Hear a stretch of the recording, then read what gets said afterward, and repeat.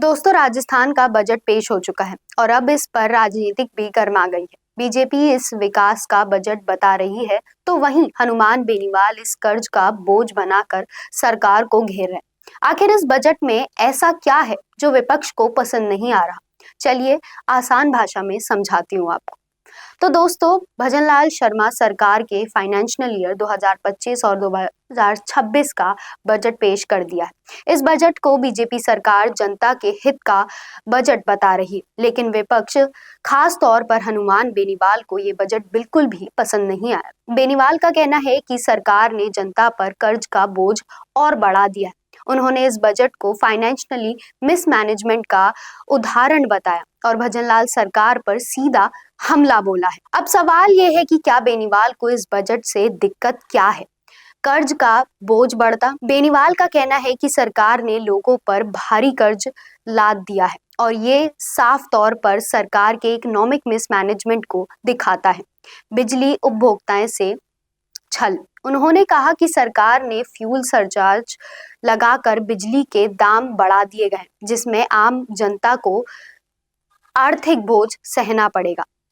सरकार ने बजट में बाजरे का जिक्र तो किया, लेकिन एमएसपी पर खरीद को लेकर कोई ठोस कदम नहीं उठाया। बेनीवाल का आरोप है कि इसे किसान ठगा हुआ महसूस कर रहे हैं। यानी कि बेनीवाल का साफ कहना है कि सरकार ने बजट के नाम पर सिर्फ बड़ी बड़ी बातें ही की हैं, लेकिन असल में जनता को गरीबी और अनदेखी की गई है। अब दूसरी तरफ बीजेपी सरकार इस बजट को राजस्थान के विकास का बजट बता रही है। दिया कुमारी ने इसे जनता के लिए फायदेमंद बताया है और कहा है कि इससे प्रदेश की आर्थिक स्थिति मजबूत होगी। लेकिन बड़ा सवाल ये है कि क्या सच में ये बजट जनता के लिए फायदेमंद है या फिर हनुमान बेनीवाल की बातों में दम है? अब देखना ये होगा कि इस बजट का असर जनता पर कैसा पड़ता है। अगर हनुमान बेनीवाल की बातें सही हैं तो जनता को महंगाई और कर्ज का बोझ उठाना पड़ेगा। अगर बीजेपी सरकार सही है तो आने वाले दिनों में आर्थिक हालत सुधार सकते हैं।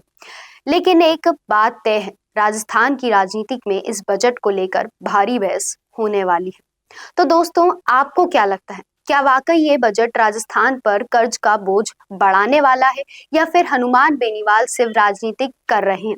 अपनी राय बताएं हमें कमेंट बॉक्स में और देखते रहिए संवाद भारत का भारत के लिए। चाहे गुर्जर समाज हो या फिर मीणा समाज, जाट हो या फिर राजपूत समाज या फिर हो राजस्थान का कोई भी समाज, अब राजस्थान संवाद लाया है इन सभी समाजों से जुड़े हुए वो फैक्ट्स और वो जानकारियां जो आपके जनरल नॉलेज को भी बढ़ाएगा और आपके कंपटीशन एग्जाम्स में भी काम आएगा, क्योंकि इन वीडियोस में होंगी सामाजिक, ऐतिहासिक और रोचक फैक्ट्स और जानकारियां।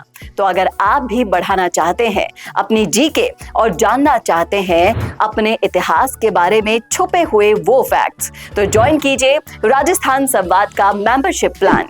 ज्यादा जानकारी के लिए डिस्क्रिप्शन में विजिट कीजिए और दिए गए नंबर पर कॉल कीजिए।